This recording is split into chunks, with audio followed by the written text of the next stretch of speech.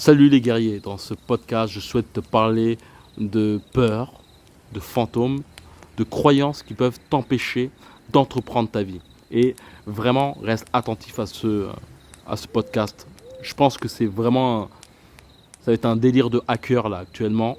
On va justement avoir une vision plus haute de tout ça. Et c'est pour moi l'une des choses les plus importantes, surtout actuellement où euh, il y a une prise de conscience qui doit y avoir. En fait, on est dans un monde où on peut être facilement happé par l'actualité, par les émotions, et tout est fait pour qu'on soit prisonnier de tout ça. Et il faut vraiment se mettre en tête que plus tu seras pris par tes émotions, par quiconque, et plus tu seras esclave de cette dernière. Je te parlais de transurfing. J'avais fait un podcast sur ça où je te parlais que l'un des plus gros poisons qu'on peut te faire, qu'on peut t'envoyer, c'est le poison de la culpabilité. C'est un poison, c'est plutôt des chaînes émotionnelles qui t'amènent directement à être prisonnier de la personne qui parvient à t'injecter cela. Clairement, tu peux le voir par exemple en amour, une femme dont tu te contracarrais un peu d'elle, t'assommes justement de la culpabilité, et ben la culpabilité peut t'amener justement à te sentir redevable de celle-ci. Après, les hommes aussi peuvent se servir de cela. Et puis il y a aussi clairement tout ce qui est de la plus grosse sphère, c'est-à-dire politique, médias, qui peuvent se servir de cela. Et c'est un gros poison. Et justement, ce que je souhaite te partager aujourd'hui, c'est des outils qui te permettront de pouvoir mieux entreprendre ta vie. Et il y en a un en particulier que j'avais donné à un des coachs sportifs que j'accompagnais à vivre de son activité. Je pourrais certainement te faire une interview de lui. Dis-moi si tu le souhaites dans les commentaires. Et rejoins-nous aussi dans les coulisses. C'est dans la description, il y a un lien qui te permettra de recevoir un email par semaine qui aura pour but de te permettre de changer ton mindset pour mieux créer ta réalité, pour mieux entreprendre ta vie. C'est dans la description, il suffit simplement de cliquer. Et le premier point que je souhaite mettre en avant, c'est le concept qu'on a tous quelque chose en commun, qui est le silence, qui est la conscience plutôt. C'est-à-dire que quand on réfléchit bien, en fait, je te parle de choses par rapport aux lectures que j'ai pu faire. Et d'ailleurs, je te le disais que pour moi, en tout cas, c'est ma conception, toutes les spiritualités, toutes les religions, je dirais plutôt toutes les spiritualités de base, sont basées sur le fait que l'homme doit tenter au mieux d'être conscient et de comprendre que les pensées qu'il a ne sont pas forcément siennes. Plutôt que les pensées qu'il a sont une somme de mots qu'il a pu ingérer de par ses parents, de par l'autorité, de par les lectures ou connaissances extérieures et bien d'autres choses. Et les mots que je dis actuellement sont simplement, on va dire, une analyse, une somme de tout ce que j'ai pu lire, de tout ce que j'ai pu entendre, de tout ce que j'ai pu apprendre, tout simplement. Et d'ailleurs, j'en parlais à des élèves durant un bootcamp que j'ai fait. Je fais des bootcamps de boxe et d'ailleurs, deux fois, ça nous arrive de parler de spiritualité. Et je parlais justement de karma familial. Et c'est un point très intéressant parce que globalement, on a un grand nombre de pensées de nos parents. Ça veut dire que je le disais que globalement, on tente bien souvent d'essayer de faire ce que nos parents n'ont pas fait sur nous. Ça veut dire que un enfant qui n'a pas connu son père peut avoir justement cette envie de ne pas faire ça à son enfant.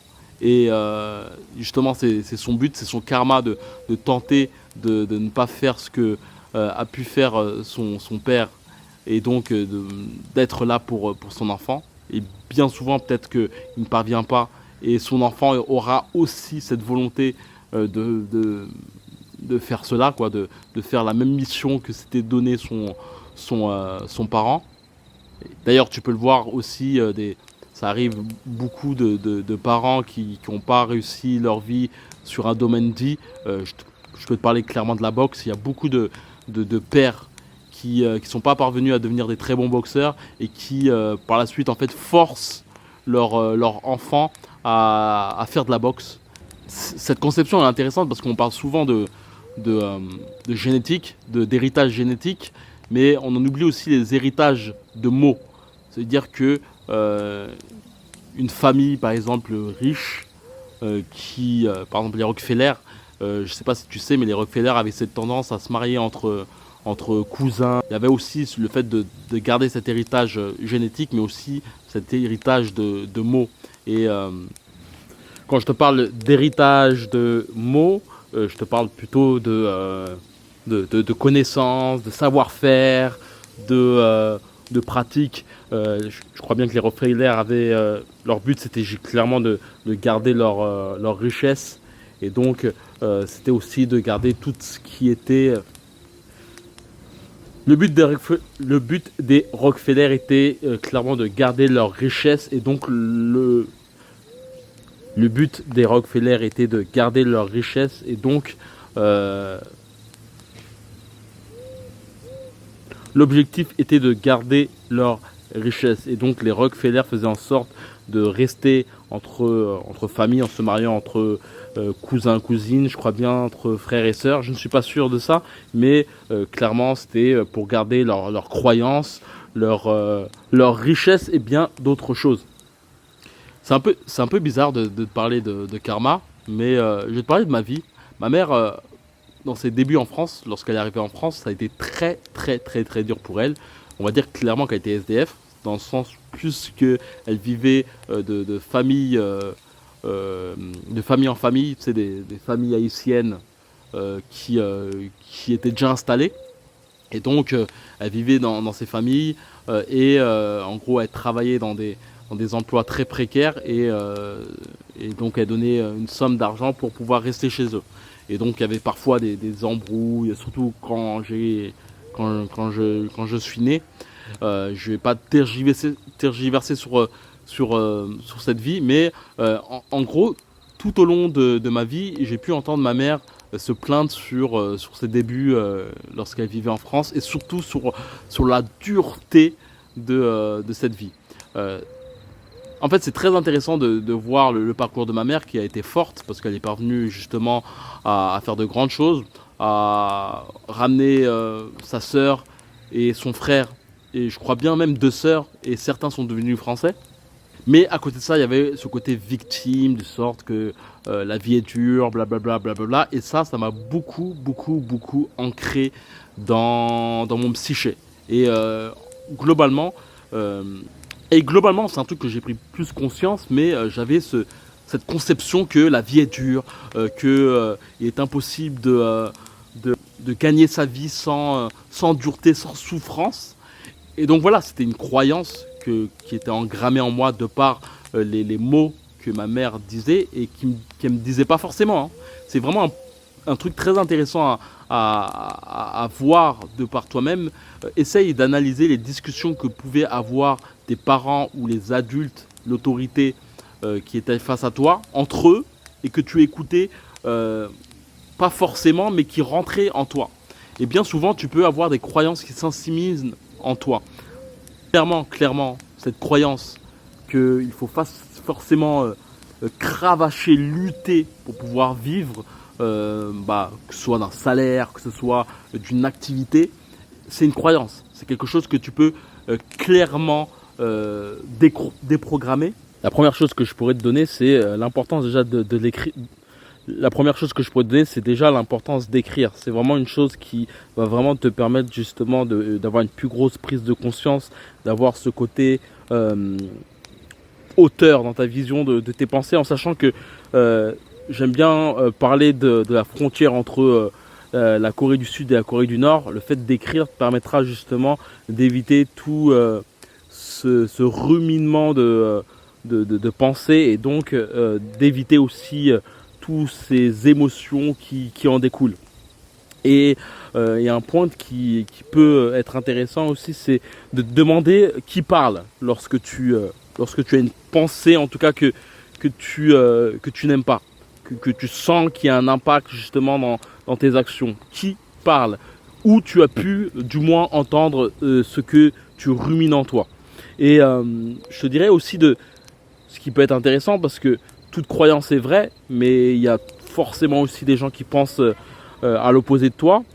Et la chose qui serait intéressante, c'est de pouvoir te demander qui pense le contraire aussi. Et ça, c'est pour ça qu'il est très intéressant de lire des autobiographies, de côtoyer des gens inspirants aussi, tout ce qui est contenu ou autre. Ça te permettra d'avoir des points de vue extérieurs et te mettre en avant que oui, en fait, les pensées, les bullshit que j'ai dans la tête ne sont pas forcément la vérité absolue. Comme je t'ai dit, dans la description, il y a un lien qui te permettra de rejoindre un groupe où je partagerai un peu plus toutes ces notions, car vraiment, on peut vraiment mettre en avant que la vie est comme un jeu émotionnel. C'est-à-dire que tu peux le voir que quand tu joues à un jeu vidéo, comme GTA ou autre, même aux portes de la mort, tu peux avoir cette capacité à pouvoir décupler tes forces, à éviter une balle pour pouvoir tuer ton adversaire par la suite. Et contrairement à la vie, elle, où il y a ce côté émotionnel qui est plus intense, car il y a toutes ces pensées limitantes qui peuvent avoir un affect sur toi et surtout sur comment tu ressens les choses.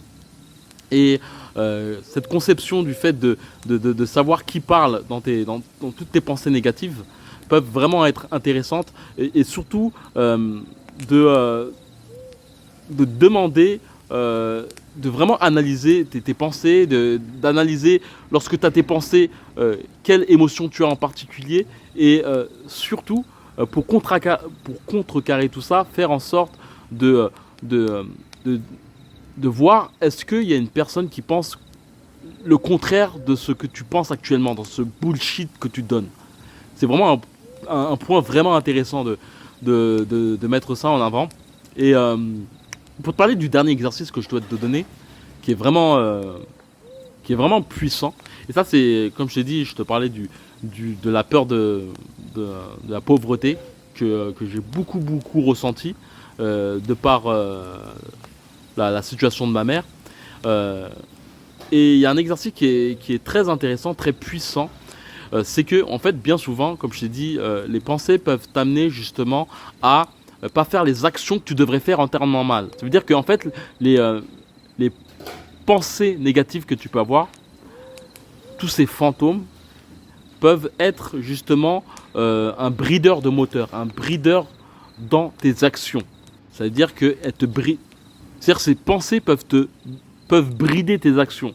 Et bien souvent, le fait de brider tes actions amène justement à avoir le résultat que tu ne souhaiterais pas. Et je te parlais du fait que tes pensées peuvent être une sorte de fantôme, dans le sens où tes pensées peuvent te paralyser dans ce que tu souhaites faire dans ta vie. C'est-à-dire que, imagine que tu dois faire une chose en particulier, tu as une pensée qui te dit t'es qui pour faire ça?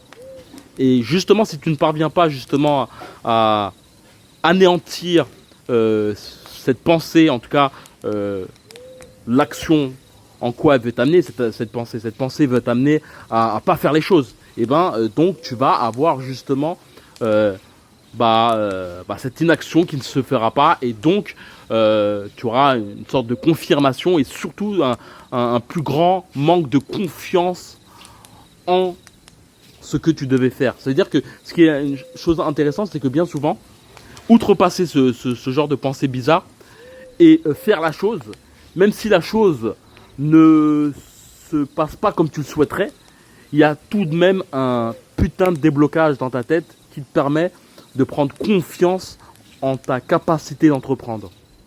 Et j'aimerais te parler du dernier exercice que je te parlais justement, que j'ai pu donner à ce jeune coach sportif que j'accompagnais pour vivre de son activité en ligne.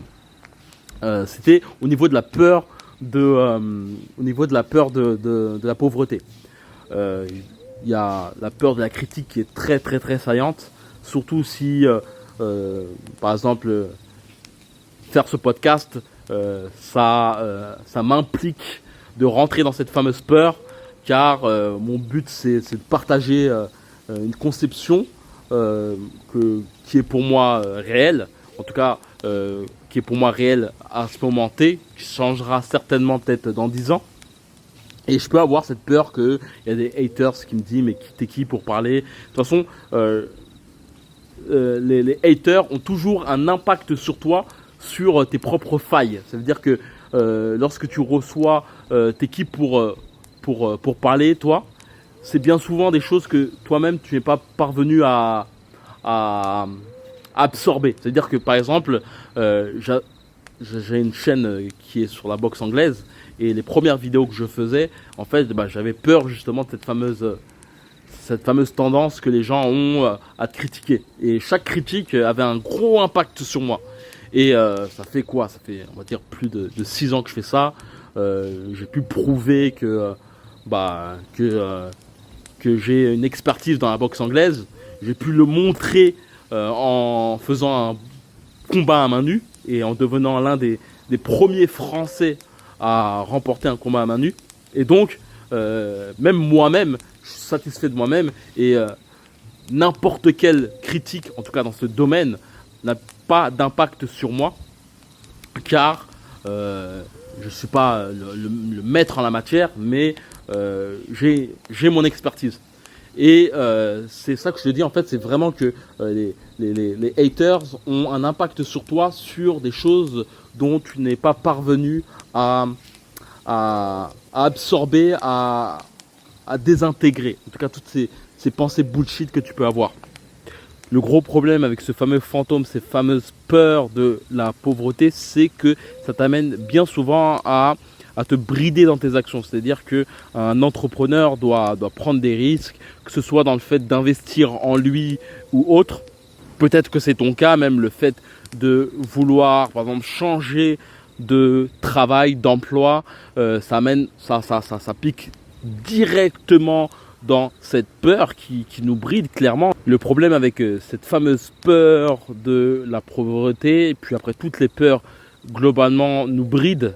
Je ne sais pas si ça t'est déjà arrivé de vouloir changer d'emploi, même au niveau de l'entrepreneuriat, le fait d'entreprendre sur n'importe quel domaine, que ce soit dans, imaginons, de la publicité ou dans un coaching ou dans une formation, ça pique directement dans cette peur. Et ce qui bride surtout, c'est cette fameuse illusion de la peur qui est souvent très amplifiée. Donc, lorsque tu vas entreprendre dans ta vie, cette pensée de la pauvreté peut te contrecarrer sur beaucoup de concepts. Et donc, l'exercice est simple. Prends une feuille, un stylo et fais en sorte de te demander qu'est-ce que tu penserais, qu'est-ce que tu ressentirais si là, actuellement, maintenant, tu n'avais plus rien. Plus d'argent, plus de maison, plus de voiture, plus rien. À ce moment T, qu'est-ce que tu penserais? Et ce qui est intéressant, c'est vraiment de ressentir tout cela intensément, émotionnellement, ressentir détailler aussi cela, et d'avoir toujours le stylo collé sur la feuille. Bien souvent, on peut s'apercevoir que si tout s'effondrait dès maintenant, on aurait en somme plus de force qu'on le penserait. C'est vraiment un exercice que tu devrais faire. Essaye-le, prends un stylo, une feuille, et mets le crayon sur la feuille et constamment pense si maintenant il n'y a plus rien. Et vraiment, essaye de constamment penser au néant, au plus rien. Et d'essayer de détailler au mieux ta pensée, au mieux ton attitude, comment tu réagirais là, maintenant, s'il n'y avait plus rien. La chose intéressante après, par la suite, de faire, c'est de faire la même chose, mais imaginons que tu avais tout. Qu'est-ce que tu ferais que tu ne fais pas actuellement dans ta vie? Et c'est ces deux exercices qui sont très intéressants à tester. Et moi, personnellement, la première fois que j'ai pu faire cet exercice, je me suis aperçu qu'au bout du compte, si plus rien, j'avais plus rien. J'avais cette tendance à, d'une part, à m'imaginer que les gens me critiqueraient, que je serais là en train de manger ou autre, mais au bout du compte, si réellement la chose se ferait, eh ben, je trouverais un moyen pour me départir, hein, clairement, tu vois. Mais on peut avoir ce côté, la peur, en fait, peut nous amener justement à jouer ce côté victime, peut nous donner aussi de grosses illusions sur des actions qu'on ferait réellement. Et c'est un très très bon, et c'est donc un très très bon exercice pour prendre conscience de tout ça. Comme je t'ai dit, l'arme ultime pour jouer à ce jeu de la vie qui est très basé sur les émotions, c'est la prise de conscience qui te permettra justement de pouvoir contre-attaquer tous ces bullshit que tu peux avoir. Et voilà, en tout cas, comme j'ai pu le dire, tu peux nous rejoindre dans un groupe privé dans la description. Tu recevras par la suite des mails tout aussi inspirants. Si tu souhaites nous rejoindre, en tout cas, c'est dans la description. Il suffit simplement de cliquer sur le premier lien dans les commentaires, dans la bio, dans la description de ce podcast. Et donc voilà, on se retrouve dans les coulisses. Ciao, ciao.